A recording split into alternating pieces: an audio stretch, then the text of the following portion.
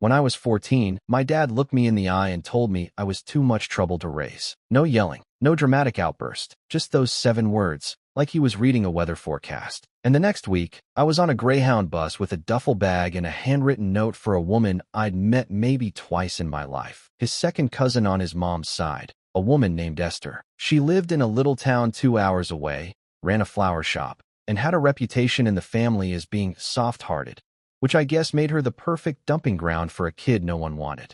My name's Philip. I'm 28 now, but I still remember that bus ride like it happened yesterday. I had a Walkman with dying batteries, one hoodie, a pair of sneakers with holes in the soles, and the crushing realization that I wasn't going home. I wasn't going back to the squeaky bunk bed in the corner of my little sister's room, or the chipped kitchen table where my mom chain-smoked while filling out crossword puzzles. I wasn't even allowed to say goodbye to my dog. "It's better this way," my dad had said. "Rip off the Band-Aid." They didn't come with me to drop me off. My dad paid the driver extra to make sure I got off at the right stop. That was his version of love, I guess, financial transactions in place of human emotion. The only person who even hugged me goodbye was my little sister, Riley, and even she looked confused the whole time, like she wasn't totally sure if I was being punished or rescued. The thing is, I wasn't some delinquent kid. I didn't do drugs. I didn't run with gangs. I wasn't failing school. I talked back sometimes, sure, and I had a temper, especially when my dad would call me useless or when my mom would pretend not to notice the bruises. But I was just a kid trying to survive a house full of resentment and pressure and silence. And apparently, I failed that test. So off I went. Esther met me at the bus stop with a homemade sandwich and a thermos of lemonade. She didn't say much at first, just asked if I liked roast beef and if I got carsick easily. She drove a dusty green pickup that smelled like lavender and dirt. The windows didn't roll down all the way, and the glove compartment wouldn't close. But when she dropped me off at her tiny house with the creaky screen door and mismatched curtains, she pointed at the couch and said, "That pulls out into a bed. I'll make you some soup." Just like that. No judgment. No lectures. Just soup. She never asked what happened, and I never volunteered. I think we had an unspoken agreement. She wouldn't make me relive it, and I wouldn't pretend I didn't need someone to care. Over the next 4 years, Esther became the closest thing I ever had to a real parent. She taught me how to budget, how to patch drywall, how to unclog a drain without panicking. When I got a C in math, she made pancakes and said, "You'll do better next time." When I got an A in history, she framed the test. Not the report card, just the single test. It hung in the hallway between her bathroom and the laundry closet until the day she passed. And that's the thing. She passed when I was 19. Lung cancer. Never smoked a day in her life. But life isn't fair like that. I worked part-time at the flower shop with her those last 2 years, and when she got too tired to manage it, I took over. Ran it while going to community college at night. And when she died, she left it to me. All of it. The shop, the truck, the mortgage-free house, and a letter that ended with, "You were never too much, Philip. You were just too much for them." I haven't seen my parents since I was 15. They never visited. Never called. Never wrote. My sister sent me one postcard when she turned 16, said she missed me. I wrote back, but I never heard from her again. I figured they either didn't give her the letter or convinced her I didn't care. So I built my life. Slow, careful, small. I turned the flower shop into a little local business that did weddings and events. I saved. I studied. I paid off everything Esther had ever owed. When I was 24, I bought the shop next door and turned it into a coffee corner. By 26, I had 3 employees, a beat-up sedan, and a dog named Toby who chewed everything but looked at me like I hung the moon. And then last fall, actually, I got a call from a number I didn't recognize. I almost let it go to voicemail, but something told me to answer. "Philip," a deep voice said. "It's your dad." I didn't say anything. Not at first. Just listened to the hum of the line. "Listen, we need to talk." That's when my stomach flipped. That old feeling, the one I hadn't felt in years, came creeping back. Like I was 14 again, standing at the top of the stairs, listening to them argue about how expensive I was. "I'm not sure why you're calling me," I said, keeping my voice even. "I know things were strained," he replied. "But you're still part of this family. Blood's blood, and your old man needs your help." That's when he dropped it. He and Mom were upside down on their second mortgage. They wanted to refinance, but the bank wouldn't approve them without a cosigner. And apparently, Someone had told him I owned some businesses. Like that was all it took. Like the fact that I had pulled myself out of the hole they tossed me in meant I was now their golden ticket. What exactly are you asking me? I said, already knowing the answer. He didn't even flinch. It's time you gave back to the family that raised you. I actually laughed. Out loud. A dry, shocked kind of laugh. Because in that moment, I realized something. He really believed he had raised me. That booting me out like yesterday's trash somehow still counted. Is that what you think? I said quietly. Look, I know we had our differences, but… No, I cut in. You don't get to rewrite history. You didn't raise me. Esther did. The woman you dumped me on without a second thought. She raised me. He went quiet. Dead quiet. Then he said, Esther? That old bat. And just like that, all the air went out of the room. I gripped the phone so hard my knuckles cracked. Don't you dare call her that. There was this long pause, and then he said, almost casually, well, regardless, she wouldn't want you holding grudges. And that's when something in me snapped. Not in an angry, explosive way. No yelling. No screaming. Just a cold clarity, like glass breaking inside my chest. But I didn't say what I wanted to say, not yet. I needed him to feel it, to hear it all. And the way he had no idea what was coming, it made me realize just how little he really knew me. After that phone call, I sat on my porch with Toby curled up by my feet, just staring out at the dying light. It was early October, and the leaves had turned, crisp reds and deep oranges carpeting the street in front of my house. Esther used to love this time of year. She'd say the trees knew how to let go better than people ever could. And as I watched them shed their past, I realized I hadn't let go at all. I hadn't forgiven. I hadn't forgotten. I just buried it so deep under work and schedules and polite smiles that I forgot it was still alive. Still rotting. Still waiting for the day it could crawl back out. That call was the shovel. The next day, I tried to brush it off. Focused on the flower shop.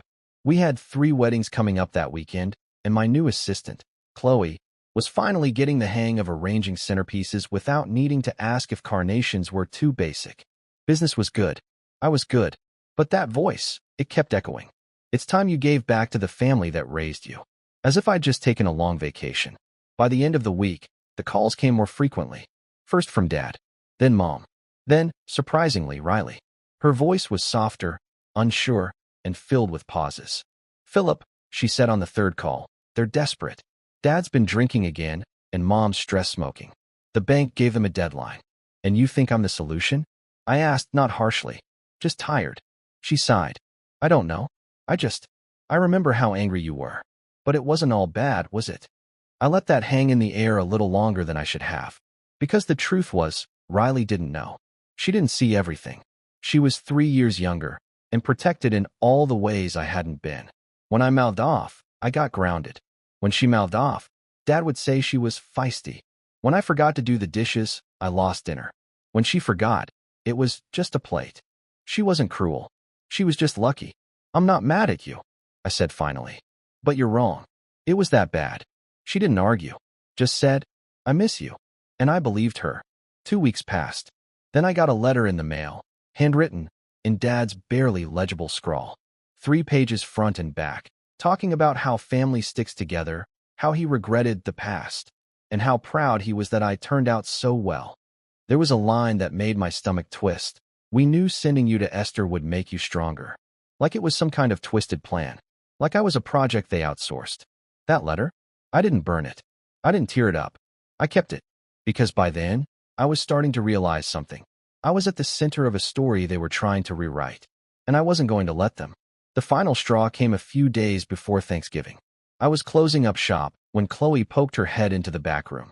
Hey, she said, holding her phone. Some guy named James is at the front. Says he's your brother-in-law. I froze. What? She shrugged. Wants to talk about a family opportunity. Super charming in a used car salesman kind of way. I stepped into the storefront and saw him. James. My sister's husband. Last I heard, they got married in a courthouse a year ago, and he sold insurance or did real estate. Something with a fake smile and a handshake. Philip, he said, arms open like we were best friends. Man, it's good to finally meet you. I didn't shake his hand. Just crossed my arms and stared. What do you want? He didn't miss a beat. Listen, I know things have been rocky, but Riley's been telling me about your success out here. Real proud of you, man. Seriously. And hey, we've got a little something we think you'd be perfect for. A business opportunity, I deadpanned. He grinned. Exactly. Dad and I have been talking.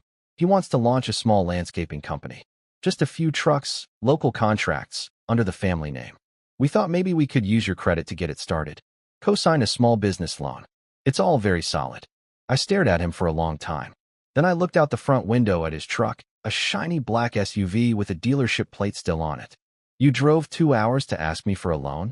He chuckled, like we were joking around. Come on, man. Don't think of it like that. Think of it like family helping family. I stepped closer. You do realize I haven't seen or heard from my parents in over a decade, right? He blinked. Yeah, but Riley told me you were, what did she say, emotionally distant. We figured maybe this was your way of reconnecting. I almost laughed. I really did. Because this level of delusion? It was almost impressive. I suggest you get back in your SUV, I said, voice low, and drive home before I do something very unfamily-like. He raised his hands. Whoa, no need to get hostile. Then don't come into my store pretending we're friends. He left after that, muttering something about how I was still bitter. Chloe didn't ask questions, bless her, just handed me a coffee and went back to pricing tulips. But that night, I couldn't sleep, because now they were involving my sister. My little sister. The one person I still had a soft spot for. And I couldn't tell if she was in on it, or being used like I had been. Then came Thanksgiving. I had planned to spend it alone. Cook a small meal. Watch bad movies. Maybe walk Toby through the empty park. But at 9:13 a.m., my doorbell rang. It was Riley, and she was crying. I'm sorry, she said before I could even open the screen door. I didn't know they were going to do that. I let her in, made coffee, let her talk. She told me everything. How Dad was trying to get the house reappraised to qualify for a bigger loan. How Mom had maxed out 3 credit cards trying to keep up appearances. How James convinced them that the prodigal son would swoop in and fix everything. They think because you're successful, you owe them something, she said quietly. They don't see what they did as wrong. They think Esther was a favor. I clenched my jaw. She was the only person who ever treated me like I mattered. I know, she whispered. That's why I came. She reached into her bag and pulled out a folder. Inside were copies of emails, bank statements, texts. One in particular stood out, a thread between James and my dad discussing leveraging Philip's guilt and presenting the business as a tribute to Esther. I wanted to puke. They were going to use her name? I said, eyes burning. Riley nodded. They already had logos made. Esther's lawn and garden. Like it was some wholesome family legacy. And that was it. The breaking point. The moment I realized this wasn't just about money. It was about legacy. About them rewriting the past in permanent ink, using my name and Esther's memory as a foundation for a lie. They didn't just want my help. They wanted my story, my identity, my success. And they were going to drag her name through the mud to do it. I stared at the folder in my lap, at the printouts, at the fake smiles, at the names of banks and institutions I'd never heard of, all preparing to bet on a history that never existed. Then I looked at Riley. You were part of this, I said. Not angrily, just a fact. She swallowed. I thought if I helped. I thought maybe it would make them stop. Make them happy. They kept saying they just wanted to bring the family back together. By lying. She didn't answer. Didn't have to. The betrayal was complete. And I knew what I had to do. I had to stop them. Not just for me, but for Esther. For every person who ever got erased, repackaged, or rewritten because it made someone else feel better. After Riley left that day, everything felt different. I didn't cry. I didn't yell. I didn't punch walls or scream into the void like I might have when I was younger. I just shut down, like a house turning off its lights one room at a time. The world outside kept moving. Cars passed. Leaves fell. Someone laughed across the street. But inside me, there was this stillness. A quiet sort of devastation I hadn't felt in years. I took the folder she left, walked it into my bedroom, and tucked it in the bottom drawer of my nightstand. I didn't want to look at it again. Not yet. Because every word, every fake promise and plan scribbled in those emails felt like a punch in the chest. They were going to use Esther's name. That's what broke me. They weren't just trying to guilt-trip me. They weren't just trying to claw their way into the life I built. They were going to drag her, my real family, into their mess. Pretend like she was part of their story. Like she had anything to do with the people who left me on a bus with a sandwich and a note. That night, I didn't eat. I curled up on the couch with Toby at my feet, the TV playing some holiday special on mute. I couldn't bring myself to sleep in Esther's room. Even after all these years, I still thought of it that way. Her quilt was still folded at the foot of the bed. Her dresser still had the little ceramic bowl of fake pearls she wore to church every Easter. It felt like walking into a chapel. The next morning, I called in sick to the shop. Chloe didn't ask why. She just said, "Take the time you need," and that was that. Esther would have liked her. The silence dragged on for days. I started ignoring calls, even from Chloe and Riley. My inbox filled up. Orders started backing up. I stopped showering. I stopped eating. And eventually, I stopped caring. Because the truth is, I thought I was done hurting over them. But there's a special kind of pain that comes with being used by the same people who threw you away. A pain that doesn't shout, it whispers. It tells you maybe you were never enough. Maybe everything you built was just compensation. Maybe they were right to send you away. That voice, the one that used to belong to my dad, was back in my head. You're too much trouble. You cost too much. You were never worth the effort. It's hard to explain what rock bottom feels like when you've already lived there once. But it's not a single moment. It's a slow erosion. Like waking up one day and realizing your roots have been yanked out from under you, and you're just floating through your own life, untethered. The turning point wasn't dramatic. There was no inspirational montage. It was Wednesday afternoon. Cold. Raining. I opened the front door to let Toby out, and he refused to go. Just stared at me, shivering. And that's when I saw it, his ribs. He'd lost weight. Not much. Just enough to be noticeable. Just enough to tell me he'd been feeling my spiral and starving quietly with me. I broke. Not loudly. Not violently. I just sank to the floor right there in the doorway and pulled him into my lap. He didn't protest. Just laid his head on my chest like he knew. "I'm sorry," I whispered into his fur. "I'm so sorry." I fed him. Gave him a proper bath. Sat with him while he ate, watching each bite like it was holy. Then I stood up, showered, shaved, and changed the sheets on Esther's bed. And for the first time in a week, I looked in the mirror and didn't flinch. That was the first brick. Over the next few days, I went back to the shop. Quietly. No announcement. No drama. Just opened the doors, turned on the lights, and got to work. Chloe was already holding the place together. She didn't say, "I told you so." She just handed me a clipboard and said, "We have 3 weddings this weekend and 1 bridezilla who keeps changing her color scheme." That was the second brick. I got busy. Cleaned out the back room. Started ordering seasonal arrangements ahead of time. Reworked the schedule so my team had more time off.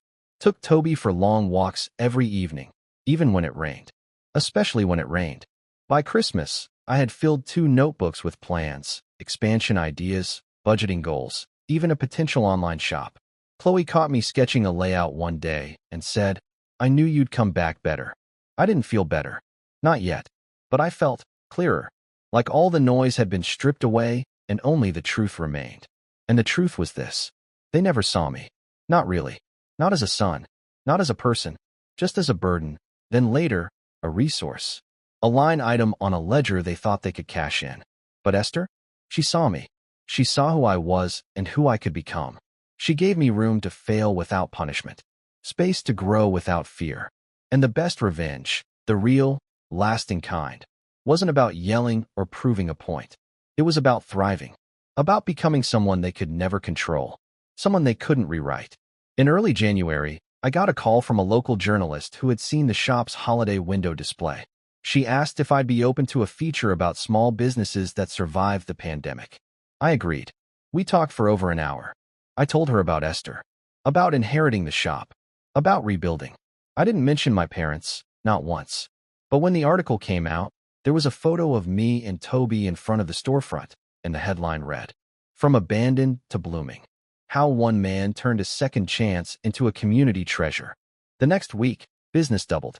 People came in saying they read the article, how moved they were, how much they loved the story. I smiled. Thanked them. Sold a lot of roses.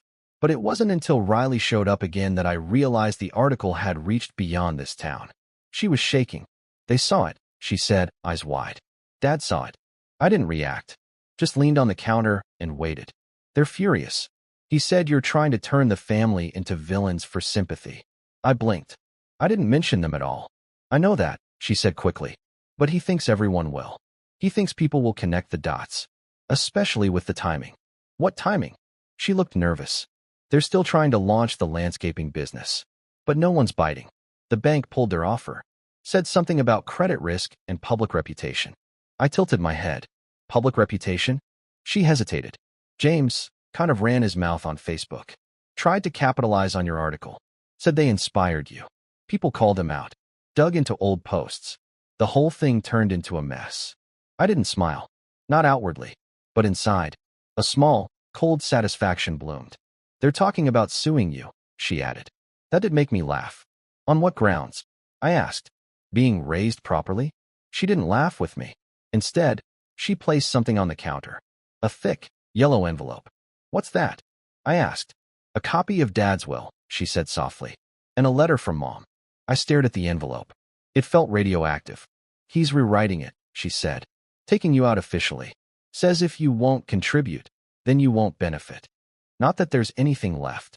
I never expected there to be, I replied. She looked at me, really looked at me. I think I was wrong, she said. About them. About everything. I nodded slowly. I know. She reached across the counter and took my hand. I want to make things right, she said. And for the first time, I believed her. By the time spring rolled in, the town had thawed. The cherry trees downtown were blooming, and so was my business. The shop was busier than ever. Chloe had taken over most of the day-to-day operations, which freed me up to focus on growth, planning, and, more quietly, something else. Something personal. Something sharp. See, after Riley dropped off that envelope with my parents' updated will and my mother's letter, which was, by the way, a masterclass in passive-aggressive manipulation, I only ever wanted the best for you. Philip, you always were a sensitive boy. I started thinking less like a son and more like a strategist. For the first time in my life, I wasn't reacting to their chaos. I was studying it. I didn't open the letter right away. In fact, I shoved it in the same drawer as their earlier emails and texts. It sat under Esther's framed wedding photo and next to a small cedar box with her old ring inside. Every time I opened that drawer to get socks, it was there, waiting. But I had no interest in hearing another fabricated excuse wrapped in half-sentences and false sentimentality. Instead, I opened something else, a notebook. Plain black cover, no labels. At the top of the first page, I wrote one sentence. This is how I ended. Then I began to plan. Not emotionally. Not impulsively. This wasn't going to be a confrontation or a viral call-out or a teary letter sent to extended relatives. It was going to be methodical, clean, final. First, I started researching everything I could about their financial situation. Riley, in her guilt, had become more open with me. She gave me access to some of their old banking documents and forwarded me emails she wasn't supposed to see. I didn't even have to dig that deep. Turns out, when desperate people believe they're close to getting what they want, they get sloppy. They had over $80,000 in debt across 4 credit cards. Their second mortgage was on a balloon payment plan that was set to spike in June. Their car lease had been defaulted on and repossessed a few weeks after the article about me went viral. And their landscaping business? Stillborn. Not one contract signed. The bank had pulled the funding completely, and now they were scrambling to apply under a different name, claiming it was a fresh venture. Which led me to the next piece of the puzzle. Esther's name. They were still trying to use it. Despite everything, despite the backlash, despite the fact that I literally owned a business operating under Esther's Flowers, they were attempting to file for a business license under the name Esther's Outdoor Solutions. And worse, they were trying to trademark the phrase "inspired by Esther" as a slogan for their advertising. I laughed when I saw the paperwork Riley forwarded me. And then I called my lawyer. Her name is Deanna. She's a 40-something no-nonsense attorney who used to be Esther's estate planner. We'd kept in touch over the years. She's the kind of woman who wears sharp suits with chunky necklaces and looks like she eats small claims cases for breakfast. When I showed her the paperwork, she didn't flinch. You have common law rights to the name through continued use, she said, flipping through the forms. And if they're trying to profit off Esther's name while associating it with a completely different field, one that might even hurt your business reputation, we've got grounds to challenge the trademark and send a cease and desist. I want more than that, I said. She looked up. How much more? I want to stop them from ever using her name again. Ever. In anything. Deanna smiled. Then let's get creative. She walked me through the process of registering the name, Inspired by Esther LLC, under my own umbrella. We filed trademarks, claimed the slogan, even bought the available domain names associated with it, including inspiredbyesther.com and esthersoutdoor.com, just to prevent them from getting any clever ideas. But I wasn't done. Next, I started collecting every physical piece of evidence I had from my time with Esther: letters, receipts, photos, contracts. I started curating a digital scrapbook, not for nostalgia, but for a very specific reason: credibility. If this ended up in court, or worse, in public opinion, I needed to be airtight. No, he said, she said. No vague memories or speculative emotions. Just facts. Paper trails. Signatures. While that was happening, I also reached out to a couple of local business owners I'd gotten friendly with over the years. One ran a small landscaping company called Greenblade. Another ran a nursery outside town and had done work for Esther's shop back in the day. I met them both for coffee separately and asked the same thing. Have my parents or their son-in-law contacted you recently about subcontracting or partnering? They both nodded. They wanted to use your name, said Carl, the Greenblade owner. Said they had your blessing. I thanked him and asked, casually, if they still had any emails. They did. I asked them to forward them to me. And then I built a new folder. This one labeled False Representation. Each puzzle piece fit better than the last. They'd been planning this for months. They had no shame about it. They'd been throwing my name and Esther's around like discount coupons, hoping someone would take pity and throw money their way. But no one had, because no one bought it anymore. My article had reached more people than they realized. Clients had Googled. Local folks had asked questions. Their story didn't add up. And when they got called out, they retreated, but not for long. That's the thing about people like my father. They don't stop. They don't reflect. They pivot. And that's where the wedding came in. Riley was the one who told me about it. There's a big family wedding in June, she said one night over tea. Mom's side, distant cousins, but they're all going to be there. And Dad's planning to make an announcement. What kind of announcement? She hesitated. They're relaunching the business. Different branding. But they still want to use Esther's name in the story. Say she inspired the work ethic or some garbage. They're going to claim it's a legacy project. I stared at her. What? She looked down. They invited you. I laughed. What? They think it would be good optics. A family unity moment. Picture of us all together. You standing by Dad. Symbol of forgiveness or something. It was so outrageous I almost choked on my tea. But then the wheels started turning. Because if they were planning to announce this business publicly, again, at a wedding with dozens of extended relatives, acquaintances, and potential investors, maybe that was the opportunity one needed. Maybe I didn't have to destroy them behind closed doors. Maybe I could do it while they were smiling for the cameras. I'll go, I said slowly. Riley blinked. You're serious? Yeah, I said, already pulling out my notebook. I'm going to need a suit, a date, and a projector. She leaned in, brow furrowed. A projector? I looked up at her, calm, steady. They want a family presentation? I smiled. Then let's give them one they'll never forget. The wedding was held on a sweltering Saturday in June at a country club 2 towns over. Exactly the kind of venue my parents used to scoff at when I was a kid, calling it pretentious. Funny how people change when they need money. Or maybe they don't change at all. Maybe they just find new ways to perform. I hadn't seen my father in over a decade. Not in person, anyway. The moment I stepped into the reception hall, I spotted him near the bar, wearing a too tight beige suit that didn't match his shoes. His hair was thinner than I remembered. His shoulders slumped more. But his voice was the same, booming and oily, charming in that way that made people nod along before realizing they'd been talked into something. He didn't see me right away, but Mom did.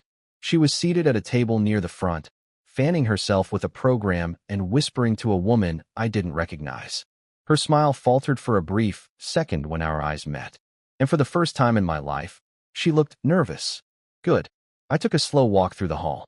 Every table was decorated with fake vines and rustic centerpieces that tried too hard. A banner at the front read, "Celebrating New Beginnings," and I spotted the logo on the corner. Legacy by Esther. It was laughably disrespectful. A clean serif font above a stylized flower, the kind you'd find on a Pinterest board called Classy Business Aesthetic. I felt a flicker of rage, but it passed quickly. There was no need for rage today. Everything had already been arranged. At 3:15, the music died down and the mic was passed to my father. He walked up to the stage with the confidence of a man who thought he'd just landed $1 million contract. He started with some general praise for the newlyweds, talked about family and tradition, and then shifted gears. As many of you know, he said, our family has always been built on hard work, grit, and strong values. And we're proud to carry those forward into a new chapter. He gestured toward the screen behind him. A logo appeared. Legacy by Esther. This, he continued, is more than a business. It's a tribute to a remarkable woman who represented everything good in our family. Humility, resilience, dedication. I could feel Riley stiffen beside me. She was holding a folder in her lap under the table, just in case I needed it. I didn't. We're launching a boutique landscaping and outdoor design company next month, Dad went on. And we're doing it in Esther's name. Because her values inspired us. I stood. People turned. He paused. I didn't walk quickly. I made my way to the front like I was headed to give a toast. Calm, respectful, measured. I climbed the steps to the stage. He leaned toward me, covering the mic. Philip, he said through a forced smile, what are you doing? I'm part of the family, aren't I? I replied, taking the mic before he could stop me. A hush fell over the room. The kind of silence that anticipates drama. Phones tilted discreetly. Eyes widened. I turned to the crowd. Hi, I said. For those of you who don't know me, my name is Philip. I'm Richard and Elaine's son. Murmurs. I haven't been mentioned in a lot of family stories, but that's okay. I was sent to live with Esther when I was 14. They said I was too much trouble to raise. Put me on a bus with a note and a sandwich. Didn't visit. Didn't call. Not once. My father's smile cracked. But that woman, I said, pointing to the logo behind me. That woman raised me. She fed me. She taught me what family is supposed to look like. And when she passed away, she left me everything. The house. The flower shop. Her name. I paused. And today, I'm here to make something clear. I clicked a button in my pocket, and the logo on the projector flickered, then changed to Inspired by Esther, LLC. My business name. My branding. My trademark. I let the silence hang. My father and his associates attempted to register several businesses under variations of her name without my knowledge. They claimed I supported it, that I gave my blessing, that I'd be involved. I turned to him. I didn't. You lied. Again. Gasps now. Someone whispered, oh my God. Over the last few months, I continued, they tried to secure bank loans, investor partnerships, and supplier discounts using my name and Esther's name. I have the emails, the text messages, even a recorded phone call with a local contractor. I gestured to the screen where the words false representation, legal evidence on file appeared. And starting Monday, legal action will begin. They will receive cease and desist letters, trademark violation suits, and if necessary, fraud charges. My father stepped forward, trying to grab the mic. I turned away from him. I'm not here to cause a scene, I said, raising my voice just enough. I'm here to defend the only person who ever loved me like a son. I won't let you use her. Not her name. Not her story. Not her legacy. I looked at the guests. You're free to support their business if you'd like. But you should know who you're really supporting. I set the mic down on the stand. Enjoy the wedding. And I walked off the stage. It took about 4 minutes for chaos to erupt. People started whispering, some standing and leaving. A few came over to me, quietly thanking me for the truth. One elderly woman took my hand and said, I always wondered what happened to you. Esther talked about you like you were gold. My father didn't come after me. Neither did my mother. They stayed at their table, frozen, pale. My mom looked like she might cry. My dad looked like he'd swallowed broken glass. And Riley? She stood next to me the whole time, silent and steady. Outside, in the parking lot, I took a deep breath. The air smelled like cut grass and early summer. Toby was waiting in the back seat of my car, tail thumping when he saw me. I'm done, I said to no one in particular. And I was. On Monday, the legal wheels turned. Deanna sent the letters. We filed the trademarks. I bought ads on Google that redirected every search for Legacy by Esther or Esther's Outdoor to my website, with a respectful message clarifying that Esther's legacy was being misused. 2 weeks later, their Facebook page was deleted. Their domain was pulled down. Their credit line frozen. The final nail came when I posted a formal open letter to my site, outlining the truth with attached documents. It never went viral, but it didn't have to. The right people saw it. And them. They didn't recover. The business dissolved quietly in late July. James skipped town. My parents went silent. No apologies. No calls. Just silence. Riley visits sometimes.